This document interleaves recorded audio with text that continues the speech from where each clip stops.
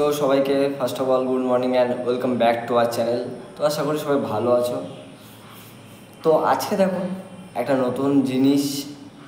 তো সবারই এখন একটাই অবস্থা যে আমরা এখনও হাতে রেজাল্ট পাইনি, রেজাল্টের কোনো ডেটই ঘোষণা হচ্ছে না।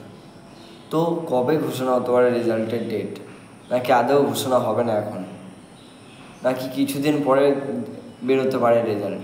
তো এটা সবার মনে এক এক ধরনের কোশ্চেন ভেসে আসছে।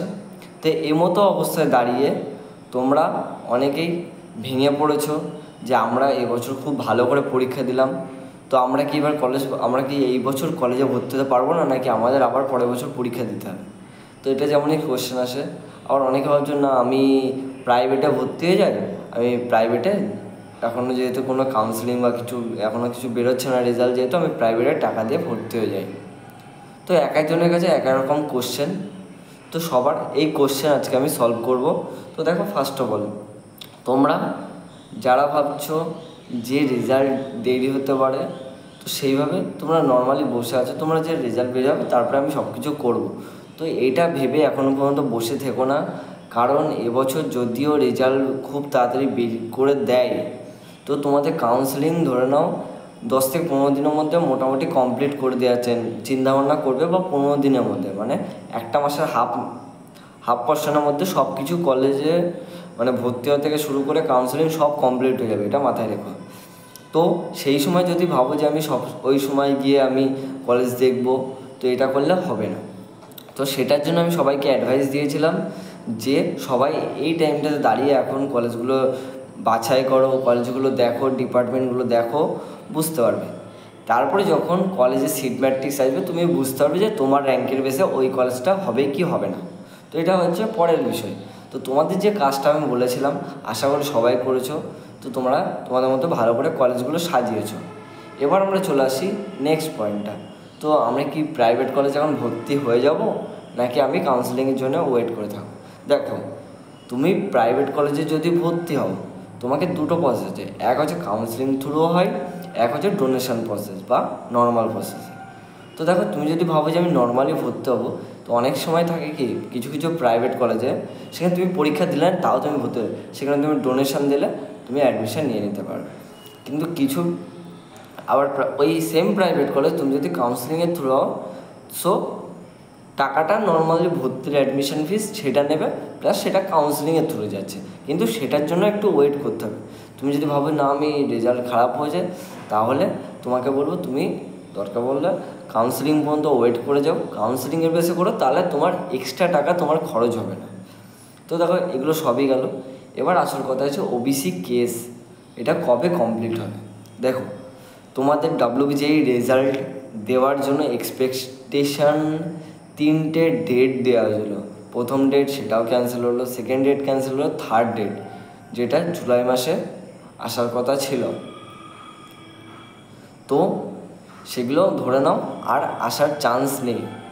তোমাদের জুন মাসের লাস্টের দিকে একটা বলেছিল, সেটাও আসেনি। জুলাই মাসের তোমার 10 তারিখের মধ্যে একটা মোটামুটি একটা চিন্তাভাবনা ছিল যে ওবিসি কেসটাকে যত তাড়াতাড়ি কমপ্লিট করা যাবে তত তাড়াতাড়ি রেজাল্টটা বের করা যাবে।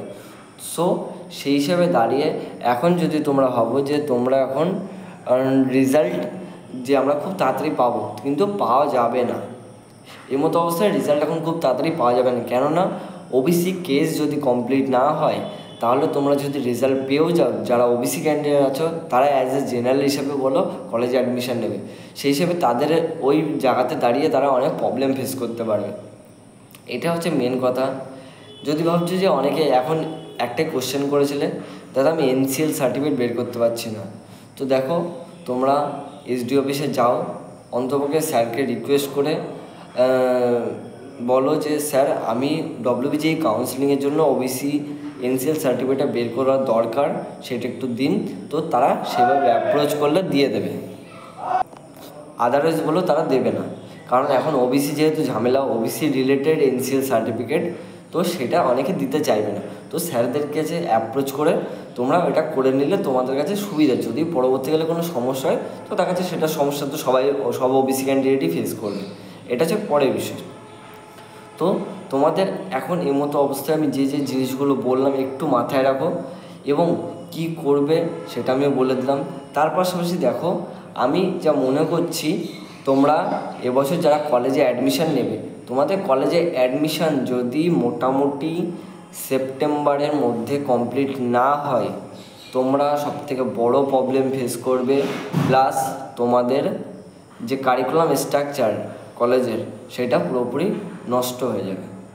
তো সেটার জন্য ডব্লিউবিজেইর বোর্ড বলো, বিভিন্ন সরকারি যে সকল স্যাররা আছেন যারা এই সকল নিয়ে ডিসকাস করছেন, তারা চাইবেন না কোনো এত বছর যে জিনিসটা, যে শৃঙ্খলটা ভাঙেনি সেটা হঠাৎই ভেঙে যাক। তো তারা সেই মতো অবস্থায় খুব দ্রুতই চিন্তাভাবনা করবেন যে যাতে এই ওবিসি কেসটাকে তাড়াতাড়ি কমপ্লিট করা যায়। আর তোমরা এটা মাথায় রাখো, তোমরা যাই হোক না কেন, রেজাল্ট জবে বেরোক না কেন, কাউন্সিলিং জবে হোক না কেন, তোমরা মোটামুটি অ্যাডমিশান নেবে কলেজে সেপ্টেম্বর মাসে। তোমাদের কলেজে অ্যাডমিশনের ডেট হচ্ছে সেপ্টেম্বর মাস। তো তোমাদের আমি ডেট বলে দিলাম, কলেজে কবে অ্যাডমিশান নিচ্ছ সেটা হচ্ছে সেপ্টেম্বর মাসে। তোমাদের কমপ্লিট হয়ে যাবে, তাহলে তোমার চিন্তার কোনো কারণ নেই। তোমার রেজাল্ট জবে বেরোক, রেজাল্ট কাউন্সিলিং জবে হবে, কিন্তু তোমার কলেজে ভর্তি হয়ে যাচ্ছে সেপ্টেম্বরের মধ্যে, এটা মাথায় রাখবে। তো আজকের এই বিস্তারিত ভিডিওতে তোমাদের কিছু কিছু জিনিস আলোচনা করলাম, কিছু নতুন টপিক তোমাদের বলে দিলাম। তো তোমাদের ভিডিওটা কেমন লাগলো অবশ্যই জানিও, লাইক শেয়ার কমেন্ট করতে ভুলো না, আর বেশি করে চ্যানেলটা সাবস্ক্রাইব করে রাখো। তো আজকের মতো দেখা হচ্ছে এখানেই। তো দেখা হচ্ছে নেক্সট আবার নতুন ভিডিওতে, নতুন কোনো টপিক নিয়ে। তো আজকের মতো টাটা।